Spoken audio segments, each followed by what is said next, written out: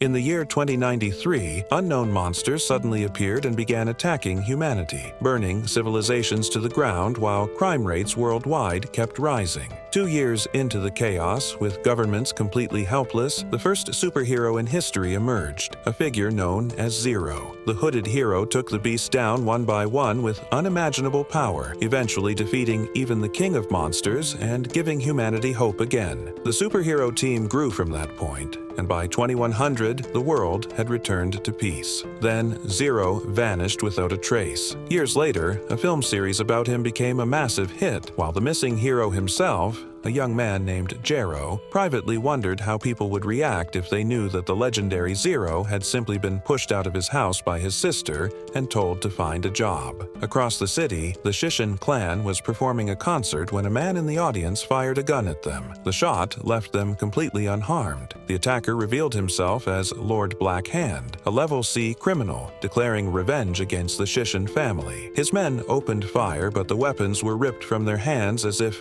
by a magnet. They charged in barehanded instead and were taken out effortlessly. The leader mocked the last thug for attacking unprepared. As the man swung uselessly, a burst of fire erupted from within him. Before things could escalate further, Jero appeared and snapped a police shackle onto his leg. The thug recognized it and flew into a rage. He had arranged an expensive staged fight with the Shishin clan to boost their public ranking and felt completely betrayed. He triggered a second transformation, revealing his true level B power, and launched Jero across the stage with a single punch. His teammates rushed in but were thrown off just as fast. Then Chozi appeared, introducing himself as an E-rank hero. The villain laughed at the rank. Chozi insisted his true strength was limitless and pulled out laser gloves supposedly capable of taking down an elephant, which promptly launched him into the air instead. He crashed, got back up, charged again, and got sent flying again. The cycle repeated until the villain moved in to finish it. Chozi threw himself between the villain and Jero, telling him to run, because a hero's job was to protect people. Touched by the gesture,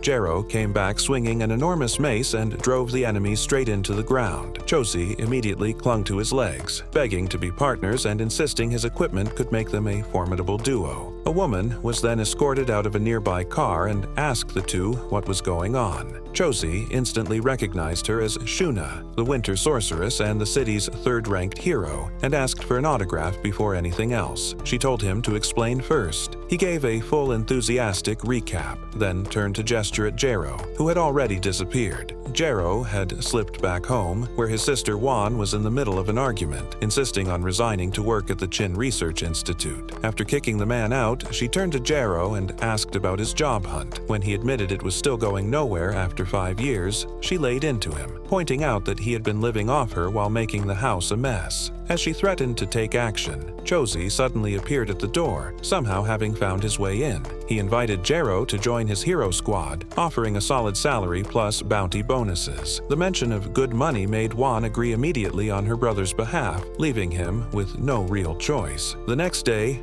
Chozi brought Jero to the Heroics Association to register. Inside stood a large statue of Zero alongside 2 heroes said to have fought beside him. 5 years after his disappearance, the government had passed a hero ranking bill, though it had created division rather than unity among heroes. They headed to the examination room and met Adam, the examiner. The goal was to survive 3 minutes. Jero ignored everyone's advice and had other plans entirely. He blocked Adam's first heavy strike with one hand, drawing immediate attention from everyone present. What followed was an intense exchange where neither man landed a clean hit until Jero pinned Adam's arm and put him down with a knee to the chin. He earned a perfect score. The celebration was brief, however, when he learned that a written examination was still waiting for him.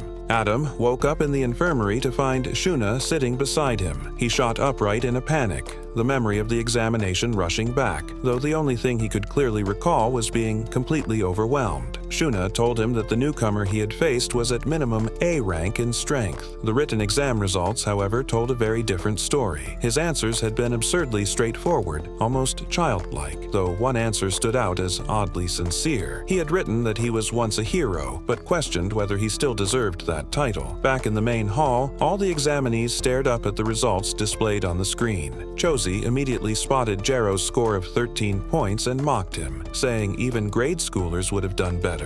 Jero walked away, visibly annoyed. Josie followed close behind, rambling endlessly about the advantages of teamwork and how no hero succeeded alone. Jero countered that a weak teammate could just as easily drag everyone down, and questioned whether someone like that could even call themselves a hero. Their argument was cut short when they came across a group of large, loud men harassing a smaller hero for supposedly stealing their spotlight. The small hero argued that letting a criminal walk free would put other citizens at risk, but the others only cared about climbing the rankings. Bystanders stood around and watched without lifting a finger. The bully demanded he resign from the association on the spot. The small hero refused and shouted that none of them deserved to call themselves heroes. They laughed, sarcastically asking whether he only considered dead legends like Zero worthy of the title. Jero and Josie stepped in. Josie, deeply insulted, moved to strike one of them. He was about to take a hit to the gut when Jero stepped forward, shoved the group back, and made clear he was equally offended. The men identified themselves arrogantly as the D-rank Golden Triangle Squad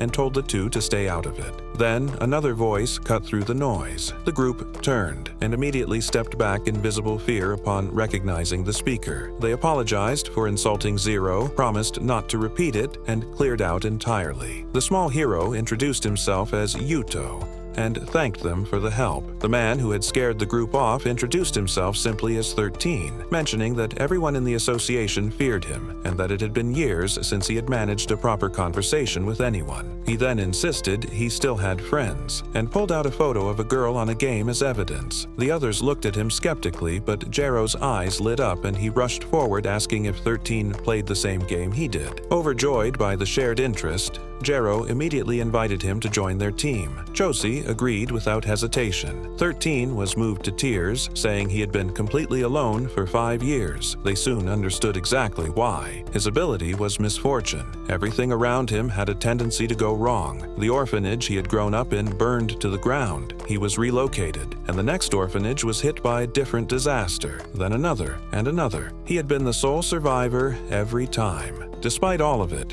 he pointed out that luck had gone his way at least once when Zero had saved his life, which was the moment he decided to become a hero. As he recounted Zero's power with visible admiration, he punched a nearby column for emphasis. It cracked. The entire hall began to crumble. Jero pulled a child out of the way of falling debris and told 13 to focus on helping others. He himself would be fine. By the end of the day, the casualty count was significant. Yuto, in particular, was completely bandaged from head to toe and suspended in a medical tube. 13 apologized. Yuto was not in a forgiving mood. Jero stepped in and reminded him that the same man he was furious at had also stood up for him against the bullies earlier. He then added, with complete seriousness, that if Yuto refused to cooperate, he would make sure 13 stayed right by his side at all times. 13, already resigned to his situation, tried to decline the team invitation anyway. Jero refused to hear it. He had given his word and wasn't taking it back. Josie accepted 13 as well, provided he maintained a reasonable distance at all times. Yuto's objections were noted by no one and ignored by everyone. The team spent a relaxed afternoon on a rooftop eating snacks. The conversation turned to a criminal organization mentioned in an anonymous letter. 13 had been tracking them for a week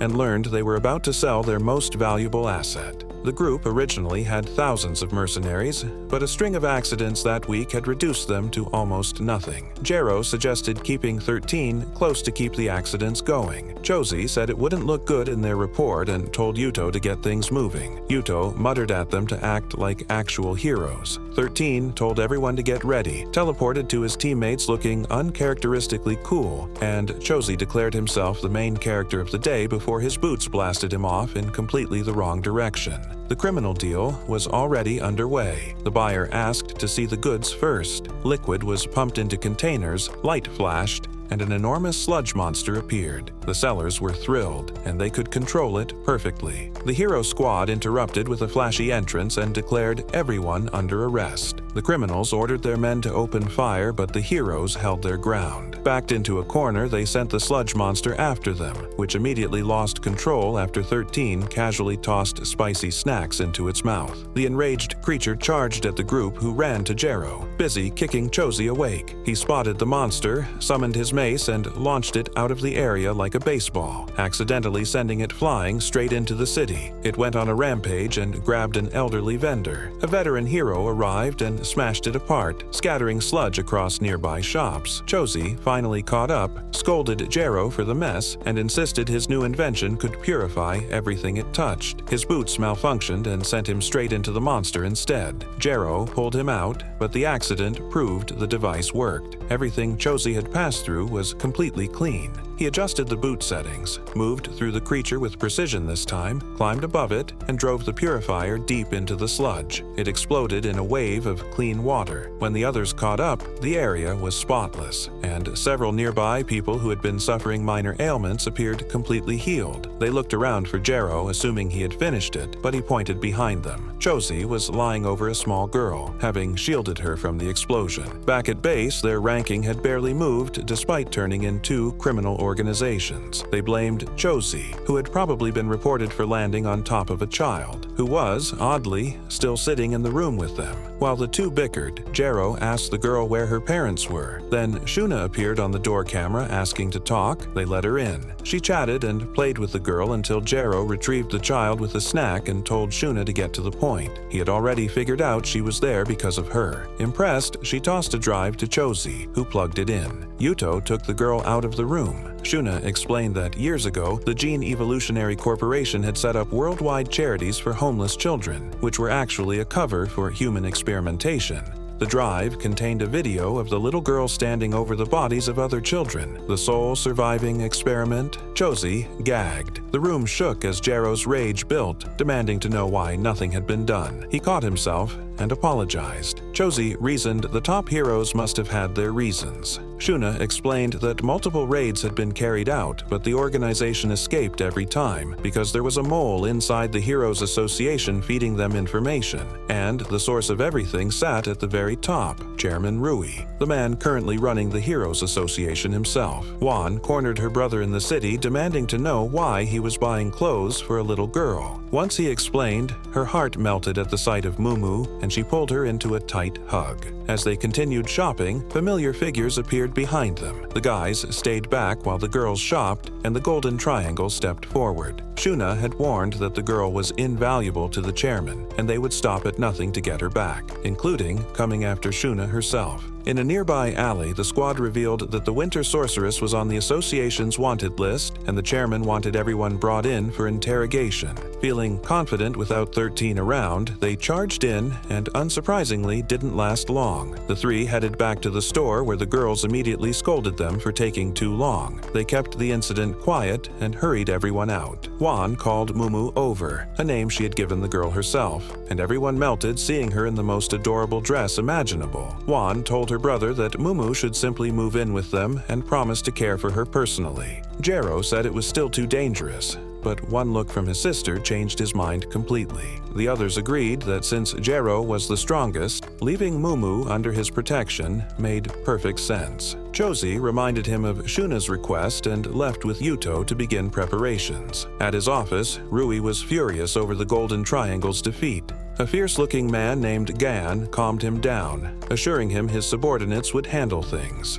That night, a woman slipped into their base and made her way to Chozi's lab. She spotted someone sitting with their back turned and swiftly twisted their head, only to recoil in horror as the body dropped and the head stayed in her hands. Surrounded by face models with rods sticking out of their mouths, she realized her mistake. Chozi appeared and got a rod stuck in his own mouth, explaining it was a mission toothbrush still in development. Embarrassed, the assassin activated a blue-bladed sword and slashed his robe off. Whatever she saw underneath made her abandon the mission entirely and flee, leaving Chozi thoroughly confused. Meanwhile, the next assassin crept toward the house while the girls bathed inside. Jero appeared behind him and called him out for peeping. After dodging a slash, he remarked with annoyance that, of all enemies, he ended up with a creep. The man proudly identified himself as an A-rank assassin. One strike from Jero sent him to the brink of defeat. Desperate, he injected a berserker serum, boosting himself to S-rank power. He tested his speed and found his arm sliced off instantly. Jero mocked him. The arm regrew, and the assassin boasted an undying body. A barrage of hits followed, all blocked, before a single punch sent him flying. Jero told him to deliver a message. Their plans would fail as long as he stood in the way. The assassin then threatened to pursue them endlessly, promising to kill his sister and Mumu the moment any weakness showed. That pushed Jero past his limit. He reached for his hilt, and it transformed into a familiar blade. Zero reappeared and cut an entire half of the mountain off with a single slash, vowing never to let his family be endangered again. Back home, Juan found him watching an old show where heroes win in the most predictable fashion. She headed to bed. Jero sat alone, replaying Shuna's warning. Rui would contact the corporation soon, and stopping him would mean a massive battle coming straight to their city. He took it all in and quietly vowed to restore peace. Zero had walked away from being a hero years ago, haunted by whether he had truly delivered justice or ever deserved the title. Looking back at his recent days, though, knocking an examiner out cold, finding new companions, taking on new missions, something had shifted. The duty to bring down the Heroes Association's chairman was no small task, but driven by his desire to protect the people he loved, he had chosen to stand with Shuna and restore peace. They all gathered at the base. Rui was expected to make contact with the corporation that very night, and they would need more support to take everything down in one move. Shuna introduced them to Xiao, an A-rank hero known as the Ice Fairy. The Muscle Alliance would also be lending a hand. Their immediate objective was to obtain a sample of the Berserker serum to build a case for the chairman's arrest. If the serum ever reached the open market, the consequences would be catastrophic. Xiao was unimpressed with the group and made no effort to hide it, reacting sharply to Jero's teasing. Shuna stepped in with the backhanded reassurance, vouching for his reliability while keeping things civil. The tension lingered until Shuna reminded them that 13 had already single-handedly destroyed the corporation's headquarters, and falling apart now would be a disservice to him. That settled things. They raised their hands together, committed to taking back the city. The group staked out in the woods that night and spotted their target. Nearby, Jero found himself surrounded by members of the Muscle Alliance, who were busy admiring his arms. A helicopter arrived carrying Gan and his student. Without waiting for any signal, the Muscle Alliance charged straight in, forcing everyone else to follow. While the others clashed with the target's guards, Jero went directly for Rui. Gan and his student retreated back into the helicopter, but Xiao was already above them, soaring on wings of ice. She shot the aircraft down and sent it crashing into the forest. The chairman ordered Hunter to respond, and a figure appeared behind Xiao, opening fire. The bullets brought her down. Yuto sprinted to her side. Shuna was visibly shaken. They had somehow recruited Hunter, the city's #1 ranked hero, who possessed omniscience and the ability to manipulate bullet trajectories. Shuna told Jero to deal with the corporation and leave Rui to her. He moved to confront Gan, who recognized him as the one who had taken out Menace. Before anything could begin, the female assassin Pharaoh launched a sneak attack and was effortlessly sent back to her master. Chozi stepped in to hold off the student while Jero went straight for Gan, intending to finish him. The old man was visibly stunned by the young man's raw ability. Elsewhere in the woods, Shuna's fight was turning out far more even than expected. The seemingly outmatched hero was holding her own and even gaining the upper hand in close combat. On the other side,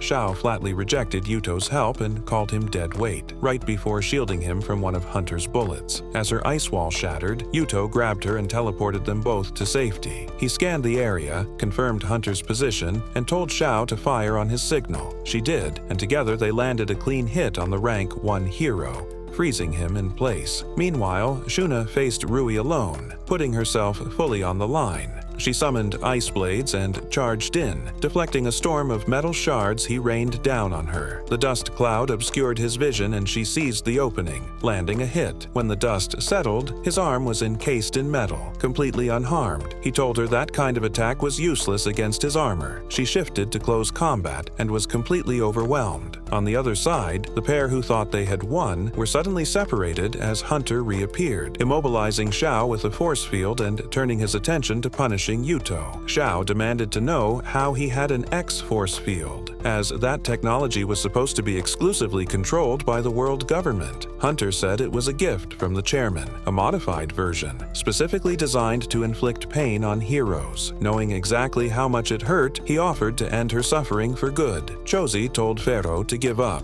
saying working for him would be far better than staying with her current employers. She replied that it made no difference. People like him would never understand. She moved in fast, landed a hit, and told him plainly that there were no heroes for people like her. And in that moment, Jero brought his mace down. With the battle nearing its end, Rui dragged Shuna by the hair and asked if she regretted her choices. She spat at him, told him plenty of people could take her place, and attempted a sneak attack, which failed. He slammed her head into the ground. The others were faring no better, far from what heroes were supposed to look like. As she called him a disgrace of a chairman, Gan found himself backed into a corner. He injected a more refined version of the serum and powered up enough to briefly match Jero, but the boost didn't last. Nobody could truly match the original hero. Jero scolded him for experimenting on human beings and drove his boot into the old man's face. Meanwhile, Chozi suddenly asked Pharaoh if she was open to a negotiation. He told her she didn't have to keep living as an assassin and that they could offer her something far better. She was skeptical, dismissing it as a desperate survival tactic. He pushed back,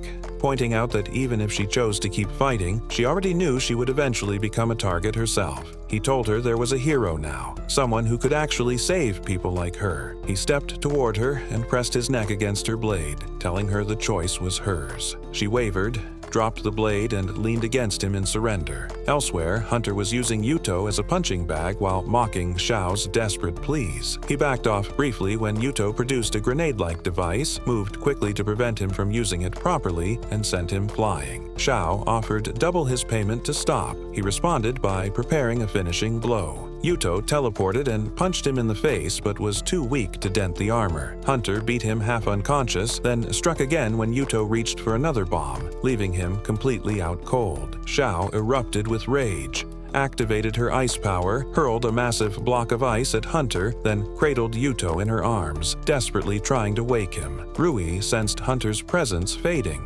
Shuna told him it was time to fight back. Triggered, Rui attempted to snap her neck, declaring he didn't care about her family name. She tried to freeze him. He remained completely unaffected. Then, Jiro arrived and attacked. Rui injected himself with a purple liquid, transforming into an S-rank powerhouse. He launched a barrage of spikes. Jiro shrugged them off and came back with a massive hammer. Rui tried a surprise attack from behind. Jiro saw it coming, overpowered him, lifted him off the ground, hurled him into the air, and finished it with a hammer blow. Shuna asked if he was dead. Jero told her he had simply put him in a coma. Impressed, she wondered whether Jero was an S-rank hero himself. Spotting Chozi with the injured Pharaoh, Jero immediately teased them as a couple, causing Pharaoh to drop Chozi in embarrassment. As the two men celebrated loudly, Xiao appeared and begged them to focus. Yuto needed help. Recovering in the hospital, Yuto was furious that another hero association had claimed credit for their victory. Xiao urged him to stop chasing recognition and focus on healing. Chozi was unbothered, contentedly being waited on by Pharaoh in a maid uniform. Jero walked in to check on everyone, then noticed Shuna was nowhere to be seen and asked about her. He hadn't spotted her in over a week. She revealed herself from around the corner and asked teasingly if he had fallen for her. Jero flushed and denied it, muttering that resting had made her far too confident. She ignored him, greeted the group,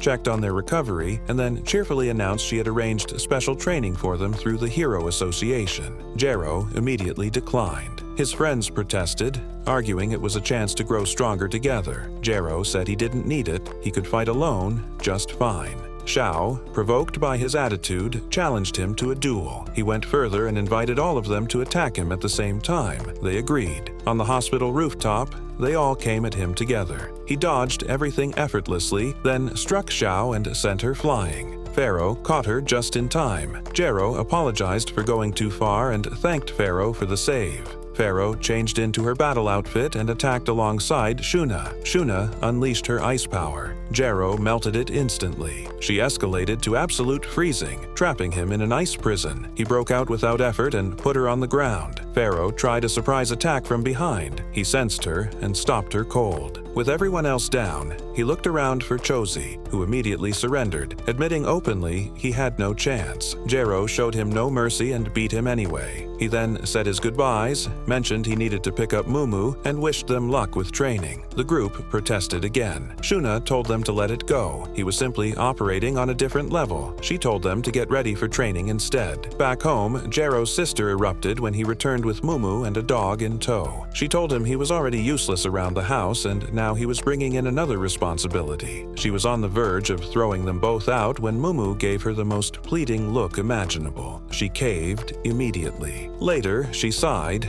realizing she was now responsible for walking the dog and dragging it everywhere with her. She headed to a laboratory to meet with Dr. Chin, but the professor was unavailable, tied up with a more pressing matter. He was with President Kuro and the comatose Rui. The professor apologized, explaining he had no means of healing him. The president dismissed Rui as useless and had his life support removed. Leaving the room, he ran into Shuna's brother Yoshi, who offered a sarcastic apology for his sister's behavior and hoped it wouldn't create friction between their families. The president warned Yoshi to keep things clean going forward. As he left, Yoshi pressed the professor to accelerate his research. The professor mentioned being short-staffed, and Yoshi introduced another professor named Musili to assist. Before leaving, Yoshi made clear he expected results by their next meeting. At the Hero Association, Jero was surprised to find everyone there, having expected them to be at training. They explained that a hailstorm caused by Gutaro's misfortune had made it impossible.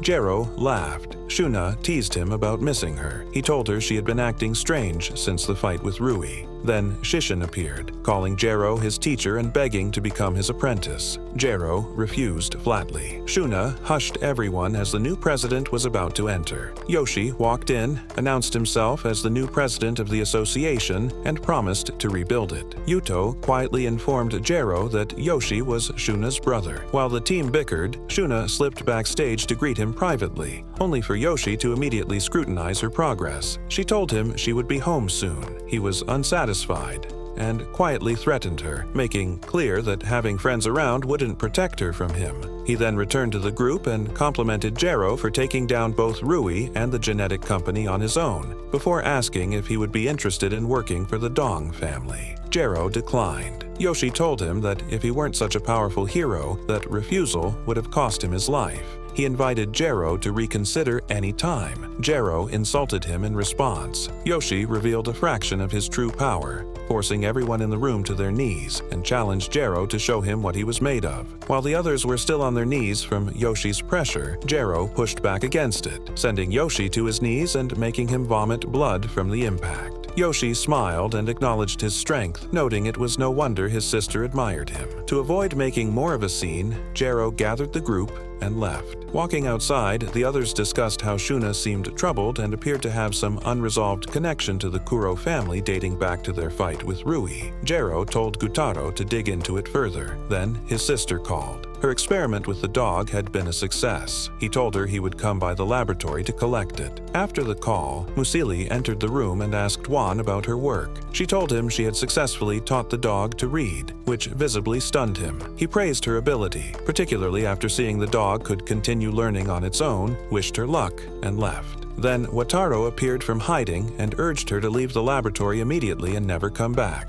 He told her that Professor Chin was connected to the Dong and Kuro families, and that something dangerous was being developed there. Realizing the situation was serious, Juan went to warn Professor Chin, regardless of Wataru's attempts to stop her. He called his squad and ordered them to keep Juan safe. Meanwhile, Jero and Chozi were walking toward the laboratory when Jero sensed a presence near the facility. He intercepted a spy and demanded to know why she was surveilling the professor's building. Elsewhere, guards were already watching over Juan discreetly. Jero then appeared on the rooftop alongside another guard and knocked the remaining 3 unconscious. Chozi searched them and found a Heaven Squad medallion, identifying them as Wataro's men. Hearing the name, Jero assumed the man was still bitter over his sister rejecting him and vowed to deal with him personally. Wataro received word that his squad had been defeated but couldn't determine who had done it. Given that his men were elite mercenaries, he suspected it had been Yoshi and that their memories had been wiped. He promised himself he would never let anyone harm Juan. At the laboratory, Juan updated her brother. The dog, now named Toto, could read and understand quantum physics. Jero surprised her with a necklace she could activate in any dangerous situation, promising to come for her the moment she did. Realizing she might drag him into serious trouble, she chose not to tell him about the Dong and Kuro families funding the laboratory's research. She pushed him out the door and handed him the dog. Outside Shuna's home, Gutaro continued his surveillance as Jero had instructed.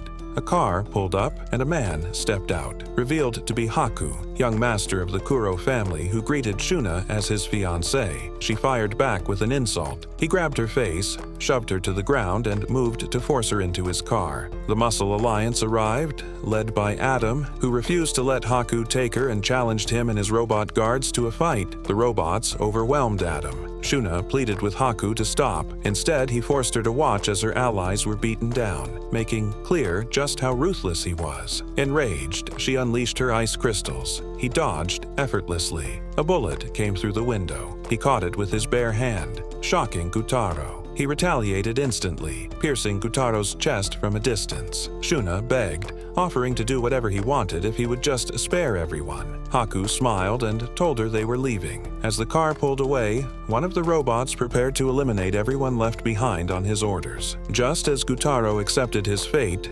Jero arrived and pulled him out of danger. He activated his sword and destroyed the remaining robot, then dodged the laser beams from the others and sliced them all apart in a single motion, triggering a chain of explosions. Inside his car, Haku received notifications that all his robots had been wiped out and looked up to see Jero wielding a flaming sword. As Gutaro was loaded into an ambulance, Jero swore to rescue Shuna and make Haku pay. Later, Jero, Chozi, and Yuto discussed how to get Shuna out. Yuto was worried. The Kuro family had an army of robot guards. His 2 friends were completely unfazed and ready to fight through all of them. Shishin then appeared and volunteered to help. Hearing everyone's resolve, Yuto finally agreed. His idol Zero never cowered, and neither would he. Pharaoh arrived and laid out a map of the Kuro residence, revealing the dog had helped retrieve it. She showed them the ballroom where the engagement party would be held. Jero reacted furiously, realizing Shuna was being used to settle a feud between rival clans. Chozi calmed him down, saying they needed a proper plan. Jero set his emotions aside. Chozi asked Shishin to mobilize his fans as a distraction outside the residence. Meanwhile, Jero planned to scale the building and had Pharaoh and Toto handle disabling the security system. In her room, Shuna was already dressed for the engagement when Xiao asked if she was certain about this. Shuna replied bitterly that she had no say in her clan's decision.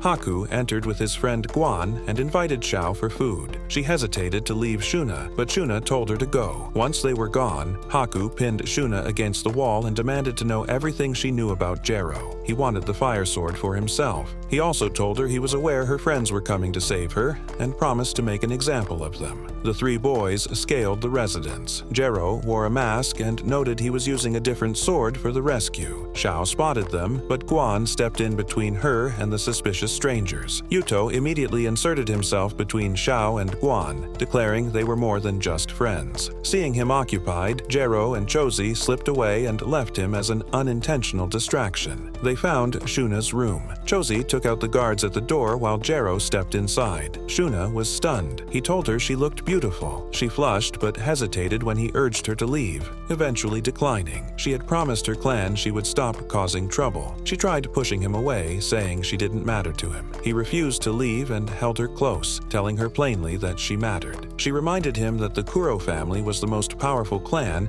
and going against them was dangerous. Jero told her he would protect everyone, no more sacrifices. Then he broke through the wall and took her hand. Jero and Shuna found Chozi injured in the forest after his clash with Haku and the robots. Jero proposed a duel. If he won, Haku would release Shuna and leave her alone permanently. If Haku won, the fire sword was his. Shuna begged Jero to stop, warning that Haku was the strongest among the younger generation of his clan. Jero told her he wasn't weak enough to back down. Seeing them standing so close together provoked Haku, and he told Jero to begin immediately. Nearby, Yuto was still attempting to explain himself to a confused Shao. He admitted he was there to rescue Shuna. Shao led him to the arena where Haku was addressing the crowd, framing the fight as entertainment for the occasion and announcing he would be claiming the fire sword. The elders, intrigued by the legendary weapon, permitted the match. The fight began. Jero produced his weapon, not the fire sword. Haku was surprised and declared arrogantly that a single finger was all he needed. He attacked first. Jero dodged everything effortlessly. The two appeared evenly matched until Haku announced the real fight was beginning and launched rings of concentrated mana at his opponent. He followed with a surprise attack from behind. Jero was faster and struck from behind first. Haku threw up a barrier. Jero shattered it and punched him in the face, sending him to the arena's edge. He then swung his lance and summoned the dragon spirit within it, which tore through Haku's next attempt at a barrier. Enraged, Haku conjured a dark cross of mana and hurled it at Jero. When the dust settled, Jero stood completely unharmed. He kicked Haku in the face and remarked that his sister was going to scold him for ruining his clothes. Haku refused to surrender and pulled out a scroll, declaring he would rather die than lose. The Kuro master ordered an evacuation. Before anyone could move, the scroll exploded, unleashing a forbidden SS rank spell. Shuna ran into the ruined arena looking desperately for Jero. She found Chozi, Yuto, and a powered-up Haku empowered by the scroll's energy.